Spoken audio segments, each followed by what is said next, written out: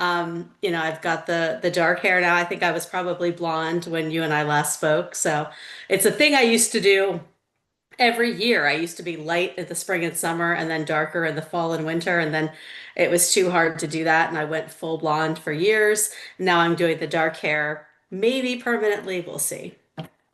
Which one do you prefer so far, the blonde or the darker hair?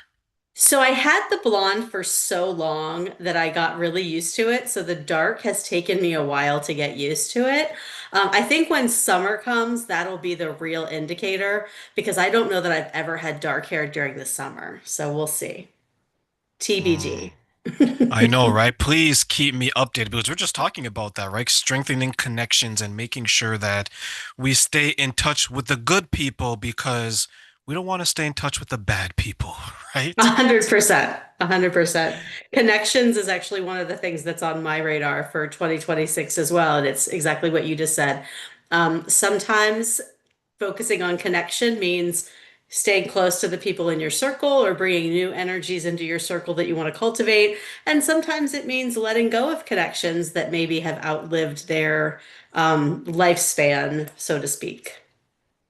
Do you think that is still hard for people to do to identify which connections they have to let go? Oh, 100%. Well, I should say, I think it's hard for people to identify them consciously because I know for myself, I always know on at least a subconscious level, on a body level, on an inner knowing level, what is good for me and what is not. I actually just posted a quick reel this morning about an experience I had where I didn't listen to my inner knowing and then, didn't take the path I should and had kind of a reckoning with myself of, Becky, you knew better. Stop ignoring that voice. You know that voice is right. And I think sometimes we do that. We hear that voice that says, oh, I don't know about this person. And your brain goes, oh no, but we've been friends for 20 years. Or, oh no, but we have this circle. Or, there's all of these, oh no, but. And sometimes it's like, no, sometimes that inner voice is what we need to lean into. I heard that inner voice loudly in my 20s, and then I heard it like a whisper in 2024, 2025. But the difference between me, oh my God, I'm aging myself, over 15 years ago and me just a year, 2 years ago, is that I listened to myself and that voice better. So even though it was shouting in my 20s and it wasn't a shout in my late 30s, I still heard them the same because my hearing to my emotions and everything.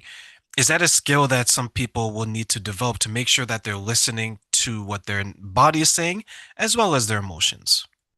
Yes, and I think that, you kind of touched on something that I think is really interesting because sometimes people will say, oh, well, I have this voice that says this and this voice that says that. And something that I think is really interesting to think about is how do we know what voice is really our inner voice? Because I know, for example, I have a whole theory around anxiety and depression and where people kind of fall on a spectrum. And I personally believe that very few people fall exactly in the middle where they're not at all anxious, they're not at all sad, they're just perfectly balanced. As somebody who has had to cultivate a lot of skills over a lifetime, because I lean anxious. That's always been my baseline. And so I had to cultivate a lot of mindset skills to not be leaning into that anxiety. But I know as an anxious person, sometimes there's an inner narrative I could very easily go, oh, my inner knowing says, when it's really just my anxiety. So learning to listen for that knowing and to also separate it from a voice of anxiety or a voice of sadness or a voice of somebody who's been in your head your whole life, like a family member or society. So really teasing out, sometimes we have a bunch of voices in our heads, and figuring out which one is the wise one that we should listen to versus the ones that we should just be like, okay, let the grown-ups talk now. Could it be that sometimes we listen to the voice that's going to give us the least amount of resistance? Like this is what I want to hear because I don't have to do a Hmm. lot of work, but if I listen to this voice, oh my goodness, I have to get rid of my friends, I have to change my job, I have to divorce, I have to get rid of my partner. Do we pick and choose which voices we listen to, and if so, why? Yeah, I think because you nailed it. It's we listen sometimes to the voice that's easiest, And unfortunately, sometimes that's not our deep inner knowing. It's the things that are making the path easy. And the reason we do that's pretty simple. Our brains are not wired for change, they're wired for status quo. They're wired for safety. And I've heard it before, and it struck me the first time I heard it, and I think about it a lot. And it's this idea of when we want to change, we think that, oh, I'm unhappy with where I'm at. There's a possibility of going somewhere better, and that will motivate me to change. But the reality is, most people consistently will choose a status quo with which they are not happy over the possibility of a better future, because that is how we're wired. That reminds me of a story that I think it was 2 years ago. Someone shared that this woman, she entered a relationship and everything was going well. The problem was it was taking away from her friends because as she was entering this relationship and it started to get longer in length and more established and more serious, she began to see that maybe her peer group wasn't the best for her. Her lens was being adjusted, and you know what happens when you adjust your lens? Your perspective changes. Mhm. And I think sometimes people forget that, oh, that person's changing. No, no, no, just your view of them has changed. So what she did, she continued this path, and as she began to get more and more serious, and the person that she was with, he wanted to take it to the next level, she panicked. She began to self-sabotage. It impacted the relationship, and I wish this was a happy ending, ladies and Mhm. gentlemen, but she went back to the peer group. And now she's struggling because she knows better, she's seen better, but ultimately she ended up going back to the mud. Why do you think some people struggle with identifying those boundaries and maintaining them more than 30 days and for the long haul? hmm and again, I think it just goes back to change is very hard. And there's something that I always forget, I know these concepts that I'm like, I don't know who originated this concept, but it's out there. I'm sure if you Google it, it will tell you. But it's called the knowing doing gap. And it's the idea that very often, we think, oh, if somebody knows what they need to do, then they're going to do it, right? So in this instance, it's like if this woman can see because she has this new perspective, oh, I know that I should lean into this relationship that's helping me grow in positive ways and maybe step away and create some distance from these relationships that are keeping me stuck in a place that isn't serving me. I know that, right? Logically, but there's a gap between what I know and what I'm able to do. And I think that, there can be a lot of different reasons depending on the circumstance. One is that natural inclination to stay in our comfort zone. There's also, the fact of habituation, like this is what I'm used to doing, and that's just what I'm going to do. And I think that there's also kind of that mindset piece around the unknown, and maybe we tell ourselves stories. So if I have long-term friendships that I'm stepping away from, it might be, am I being a disloyal friend? If friendship is something I value highly, and I feel like I'm walking away from some friendships, does that make me a bad guy? And if that's the narrative that's spinning around in my brain, it's going to make it a lot harder to make that shift. Or maybe there's some outside voices telling me that I've changed. And instead of them saying, oh, this new relationship is growing you in new ways and making you want some different things and you have to change accordingly, maybe those voices are saying, oh, you're changing for this person. And then maybe I start to judge myself, and then maybe that gets in the way of change. So, really, depending, I think, on the scenario, there can be a lot of different reasons why we lean away from change. And I think one of the biggest ones that I see, and I know I'm guilty of all the time. I actually had an aha moment with myself about this week because I have some health goals that I'm working on. And I was listening to a gentleman who does training, and he was talking about, somebody had written in with a question and they were really defeated and coming back from a lot of injuries and backslides and trying to get back to their fitness level. And they were asking him for insight. And he pointed out that part of the problem was that they had this narrative of, oh, I want to get back to XYZ fitness level. And it's the idea of, oh, you're putting a lot of pressure on yourself. If you just said, I want to do something every day to be kind to my body. Or in my case, I have to remind myself, like, oh, I want to do something to nurture my health. Well, what I did was I was like, oh, I'm going to move for 30 minutes every day, 7 days a week, which doesn't seem like a lot, but when you've been sidelined with injuries for months and have barely gotten off the couch, 30 minutes a day for 7 straight days is actually quite a lot. And like right now, I have an ankle injury. So I'm like, oh, my ankle's really bothering me. Should I force myself to work out? Well, no, because it's going to make it worse, and that's counterproductive. But my brain says, oh, but we have to commit to this change and we have to, go all in. And I think so many of us don't think about the fact that the sustainable change that we want over time is those little micro choices, right? So it's not the 30 minutes on the treadmill 7 days a week, it's a 5 minute choice that can build into something greater. Come on, Becky, you can't change on us, get better, and move on. And I would say, you know what? I'm not changing on you. I am changing for me because there are things in my life that I want to look different. And that doesn't mean we can't stay connected. It just might mean that our relationship takes different shapes over time as we all grow and evolve. Yes, if you loved me as Becky on the sofa, you should love me as Becky on my 2 feet and getting healthy, Exactly. right? Yeah. Exactly. Yeah. I wish it was that easy. I remember when I went through a major change after my 20s, I call it the decade of hell because I was just surviving and definitely not thriving. But my 30s is where I was thriving. I felt like I was catnip, right? I was just the greatest thing in the world at this point because I survived it. But what I realized is that there are so many people around me that began to point the finger and say, Terrain, you're no longer one of us.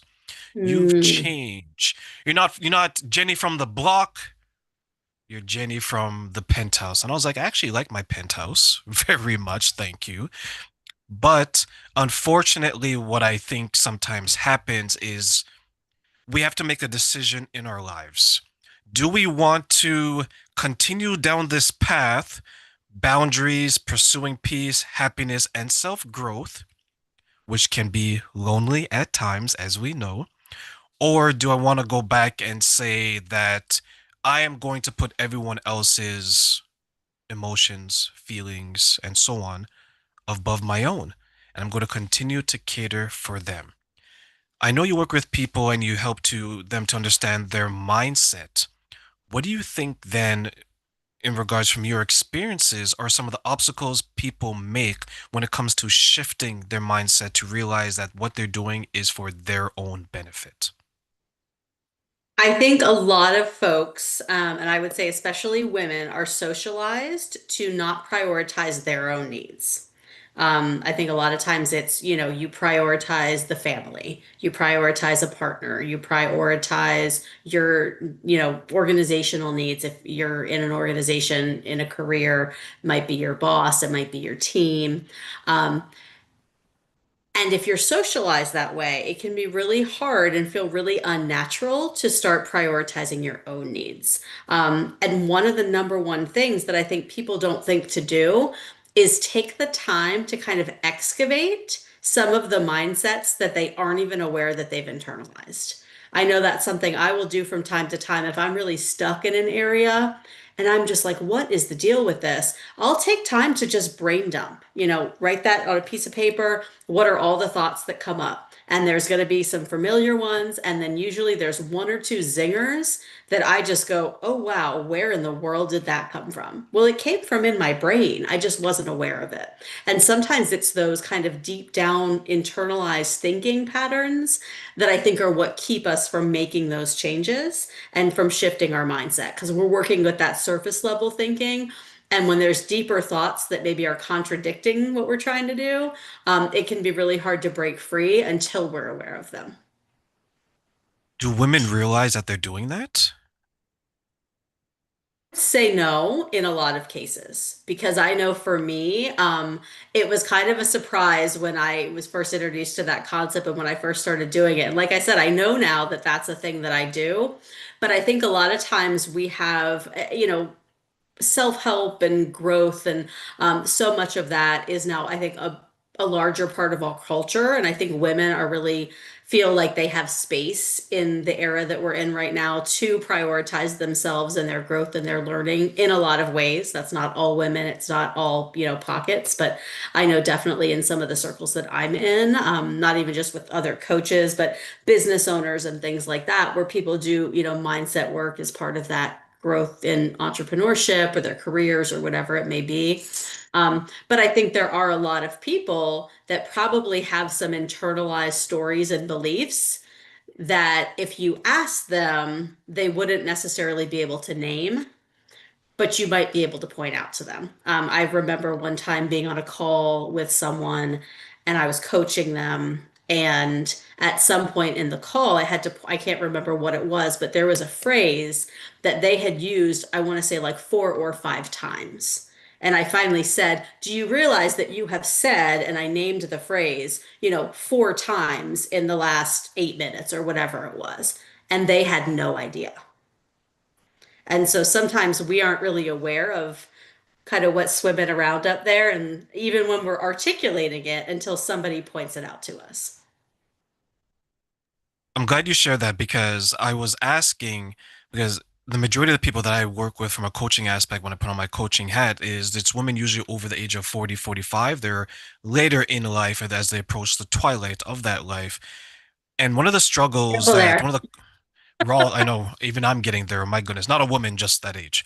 So one thing I realized that was a commonality is that they've shared that they've been in survival mode for so long that one of their defense mechanisms so they're not alone is to please people, is to make sure that they're catering to others at their own detriment because they don't believe that they can navigate their life alone because they've always surrounded themselves with people. And it goes back to the surface level.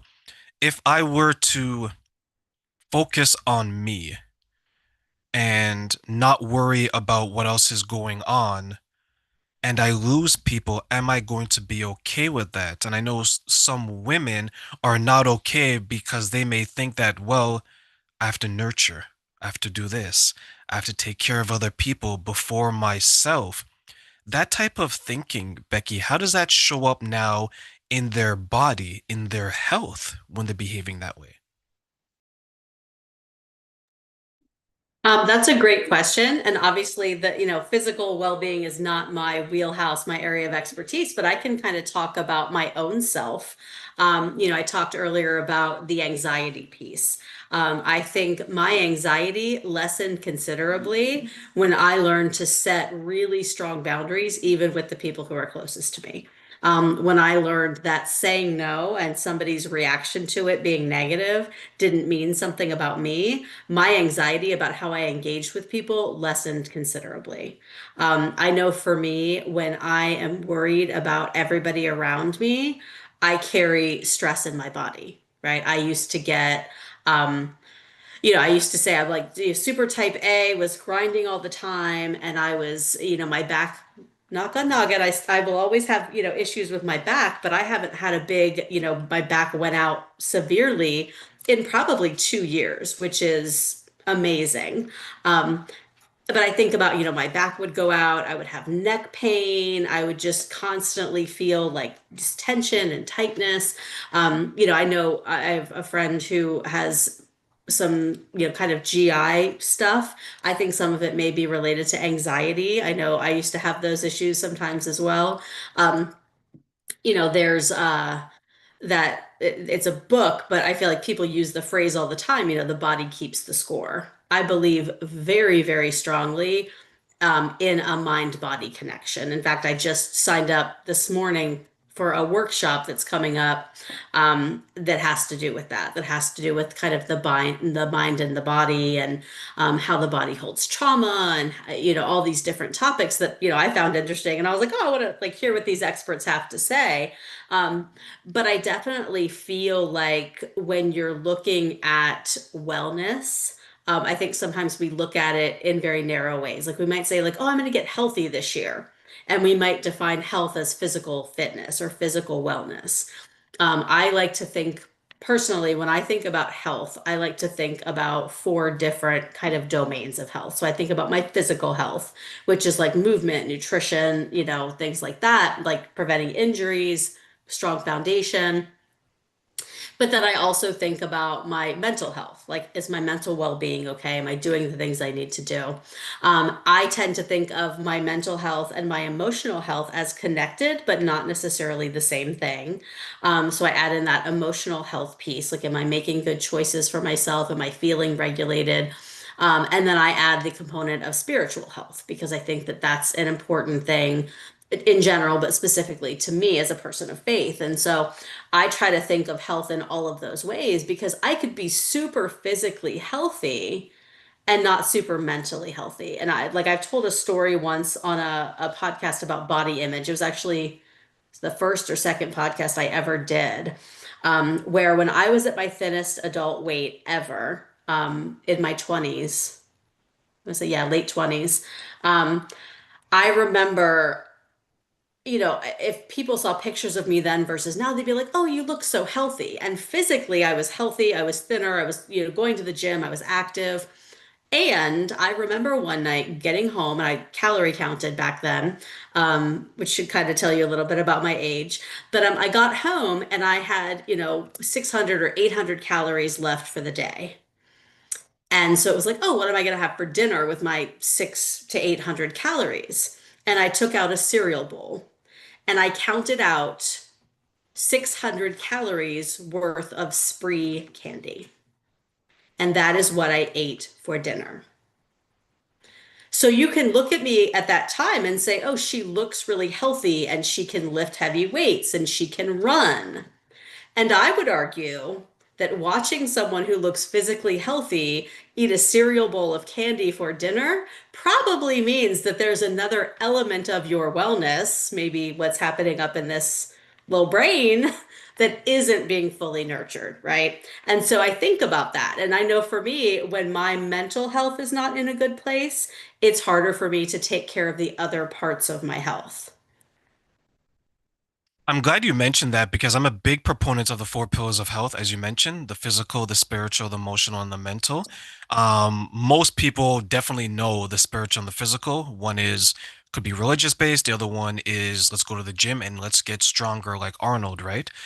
But what I found is the emotional and the mental health, that is what we see first, right? If someone is overweight, many people will see that, but they can have the other pillars doing very well, right? Just maybe their physical health needs a little bit more of their attention versus the emotional, that's what we see. Like when you stand in the mirror and you see like how your body looks different, you see how your body looks different on the outside, on the inside, but many people aren't privileged enough to see that.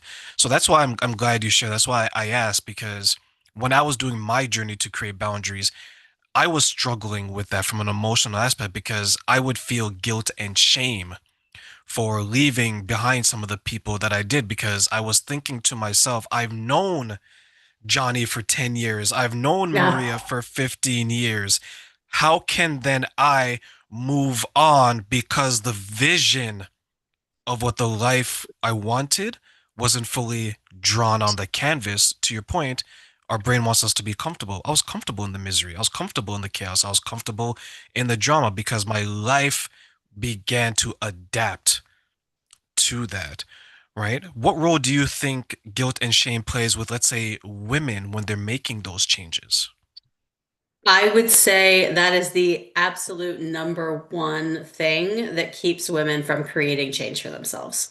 It's guilt and shame, and I would say that is attached to very often a sense of obligation to the people that we're supposed to be caring for. Because I know, in most situations in this culture, women are taught you are meant to be a nurturer. You are a caregiver. That is the quote unquote role of a woman. Yes, there are exceptions, but I know many, many women who kind of grew up, whether it was emphasized in their family of origin or not, it was emphasized in the media. It was emphasized in all of these places where they would see it on TV and in movies and in songs and in the school and in their neighborhood and in their friends' houses. And so they have this idea of you are meant to be a nurturer, and a woman's role is to caretake and to prioritize others. And so being willing to question that, you have to think about if I am, 45 and I have been told literally since I was born, I'm given a baby doll. It's probably one of the very first toys I was given because I'm supposed to take care of something. Most little boys aren't given baby dolls to take care of, right? So the messaging is very clear for a very long time that this is my role to suddenly say, but what if I don't want that role? Or what if that role is getting in the way of other things I want and I need to find a balance? It can feel very foreign and very uncomfortable. And then when you have other people who were socialized that same way, who, when you set a boundary, because not because they want to be difficult, but because of their socialization, start mimicking all of those things back to you, it's just reinforcing what your brain is telling you about how what you're doing is wrong or what you're doing is not okay. And that's when those feelings of guilt or shame come in. And that's why it's so important to really kind of look at all of those things that we believe. If I believe deeply that my role is to caretake, well, do I believe that because it's what I saw my whole life?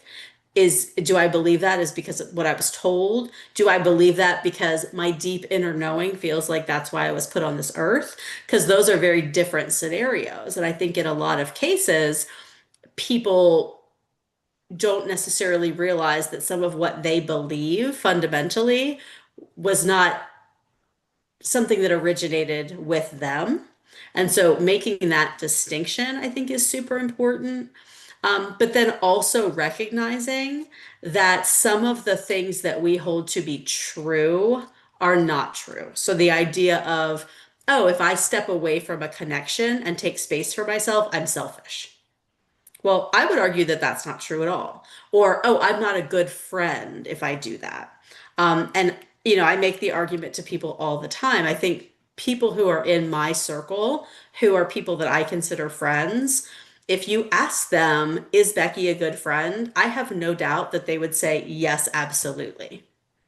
And if you ask them a breath later, does Becky hold a boundary better than anyone you know? They'd also probably say, yes, absolutely. And I would argue that it's my ability to set boundaries that allows me to show up well for people when I do show up. And I would also say that my ability to set boundaries means that if I'm engaging with you, you know that I'm engaging with you. I want to be there. I'm fully present. I'm bringing my full authentic self versus I'm showing up out of obligation. And while I'm engaging with you, there's a part of me that doesn't want to be there. There's a part of me that's thinking about other things, wishing I were somewhere else. And what is the quality of our relationship if I'm that second way showing up?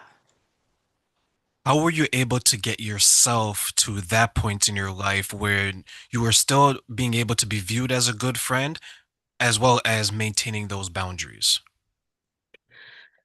So I will say this because I feel like if you had told me in like my most people-pleasing days that that would ever happen, I would have been like, you are crazy. I joke now, I credit a lot of it to my dad.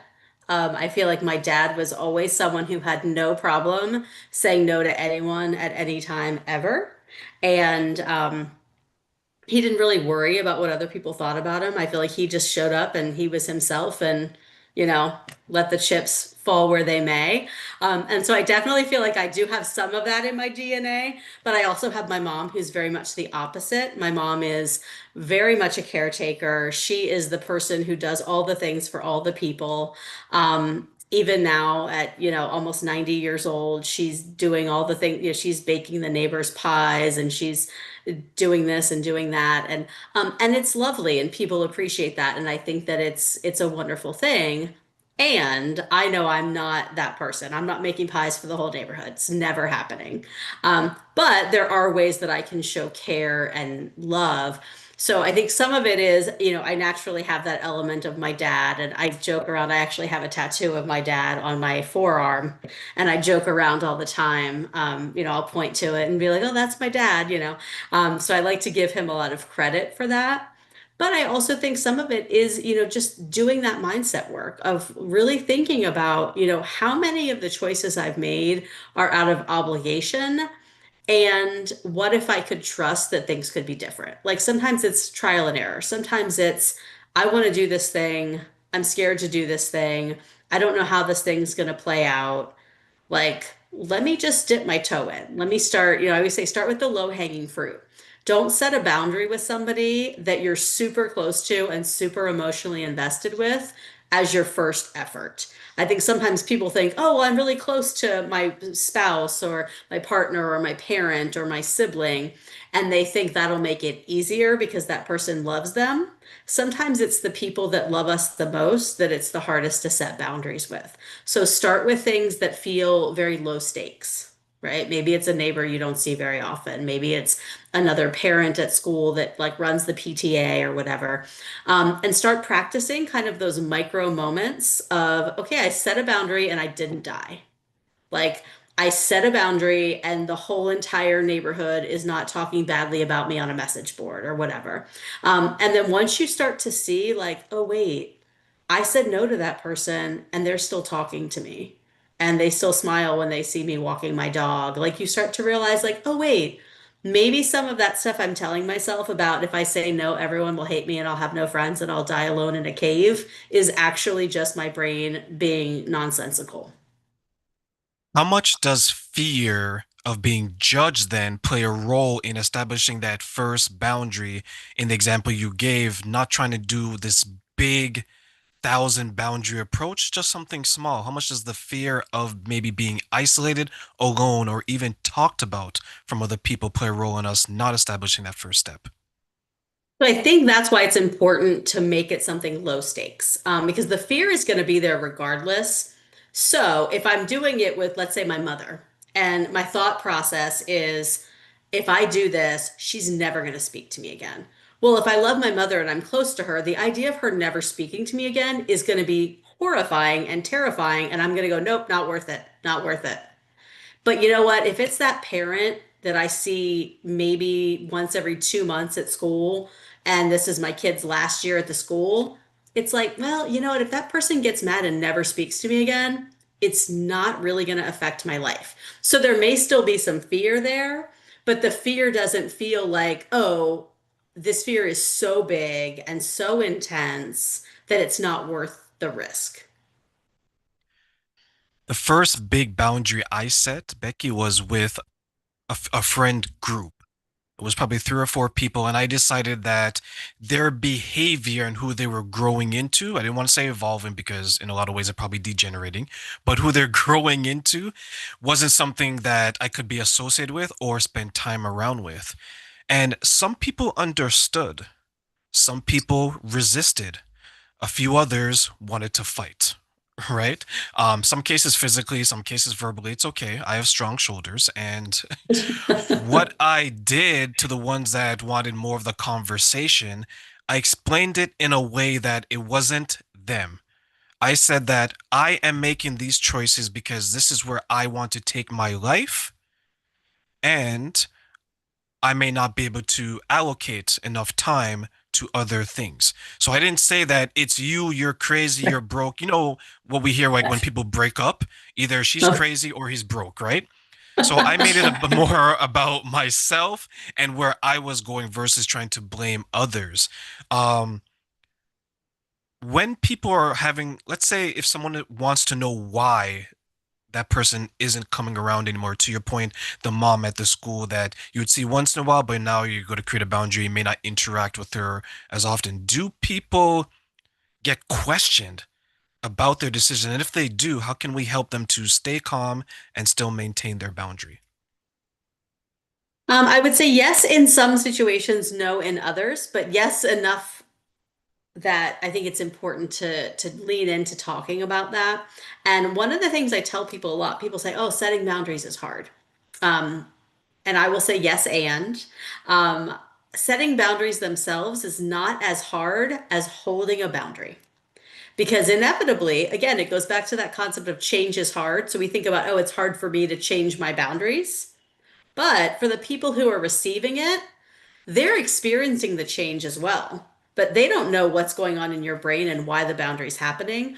And if I'm used to you being my friend that I can call every single day and vent to about my problems, and I've done that every day for 10 years, and suddenly you're not here for that, that's a lot of change suddenly being tossed at me that I had no say in and I don't understand. And my brain is going to immediately go, nope, we got to fix this. So I might be like, hey man, what's wrong with you? Like, I thought you were my friend. Like, why are you like not there for me? I can't believe you let me down like this. Like, what in the world? Like, why do you hate me? Like, I could go down a whole rabbit hole. But at the end of the day, you can still hold the boundary, right? And if you haven't prepared for me to freak out because I'm not handling change well, it's going to be really easy for you to go, you know what, Becky, you're right. I can't just walk away from you after 10 years. I do owe you that loyalty. You know what? I'm sorry. Like, let's just work this out. Sometimes people take a boundary pushback as a sign that they shouldn't have set the boundary or that the boundary's wrong or that they're mean. So I think going into it, you have to say, okay, I'm going to set X boundary with Y person. What is likely to happen? How might that person react? Okay, here's the top three things they might say or do. I'm going to plan for those ahead of time. So if this person says this, how do I want to respond?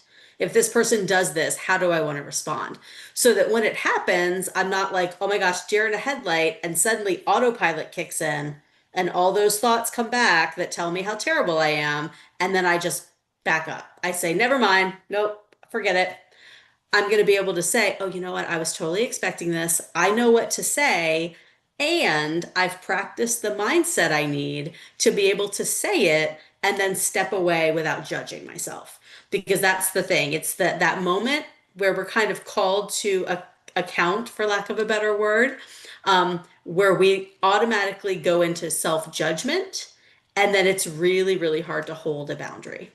So I encourage people when they're setting boundaries and learning how to set boundaries in healthy ways to also think about the fact that people will push back. Often the people we're closest to will push back the hardest, which is sometimes hard. It's like, but if they loved me, they'd understand. And sometimes it's not about that they don't want to understand. It's that their brain is doing its own brain thing and navigating change in its own way. And we have to sometimes help those people understand or be comfortable just shutting it down if they can't. I'm glad you shared that because I think sometimes people forget that when you create a boundary, it does impact you because your life is going to be a little bit different, but also it's going to impact the people that maybe that boundary is involving. Like if you have a boundary, let's say with a parent, because your relationship is deteriorating, you may go from seeing them, let's say once a week to once a month or even a few times a year. So there's a change not only from your perspective, from theirs as well. And to your point, like some people are going to push back and some people are going to push back hard. And I think sometimes we forget, we think that, hey, Becky, you know what? I love you, but I don't like you right now. So I'm going to keep some distance. What do you mean you're going to keep some distance? No, you're not allowed to do that. Like some people literally tell you, no, Yeah. you can't stop talking to me, right? And they'll run to the front door, lock it, stand in front of it, and you're not allowed to leave until you get that conversation out. Can it then be scary for some people to realize the pushback and then counter it? Absolutely. And I think that's why that practice piece is so important. Because if you're even with the kind of right mindset and knowing what to say and do, it can still feel very uncomfortable. But if you don't have those pieces in place, I think it can, be downright terrifying for a lot of people. And I think that's why a lot of people say, "Oh, I really struggle with setting boundaries." I hear that all the time. I really struggle with setting boundaries. And my question is always, do you struggle with setting boundaries or do you struggle with holding a boundary? Because those are not the same thing. And often I think people struggle with holding the boundary because they don't prepare for the reality of boundary setting. If boundary setting was just about me and my own brain, my life would be so much easier. And sometimes you have to set boundaries knowing, oh, this is going to make some people mad, but such is life, If only it was like an energy field that we had a circumference around us. right? We just walked up and it just zapped people. who got too close, right? Within our Be radius amazing. of that would be amazing. But I wonder then who would not have boundaries at that point, right? Like everyone would just be Yeah. protective of each other. So let me ask you one final question, Becky, before I let you go. I want to give you three wishes for this question. And when it comes to mindset, what are three things you wish people knew to understand their own mindset as they're creating boundaries and why? I think number one would be that you have an inner sense of knowing that often already knows the answer before you're even aware of it. And that learning to hear that voice can be a super, super powerful way to shape your life. I think number two is just the idea that a lot of the things that you quote unquote believe may be things that you are taught to believe. And if you start thinking, oh, my beliefs are changing, it might just be that you are shedding ideas and ways of thinking that were never really yours to begin with. Maybe you inherited them from family or the world, and that is normal. And then I think the final thing would be just recognizing that no matter where you are in your boundary journey, there are steps that you can proactively take to feel better